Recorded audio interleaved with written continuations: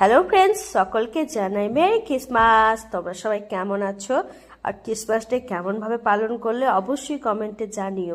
আমাদের এবারে Christmas data বাড়িতে পালন করা হয়নি, কারণ আমরা সেদিন ছিলাম বাইরে, আমরা গেছিলাম বেড়াতে। তো সেখান থেকেই অনেক শর্ট ভিডিও বানিয়েছি, তোমাদের সঙ্গে শেয়ার করছি। আর বড় ভিডিও মানে লং ভিডিও দেখার জন্য অবশ্যই তোমরা আমার চ্যানেলে থাকো, সঙ্গে থাকো, অবশ্যই তোমরা দেখতে পাবে।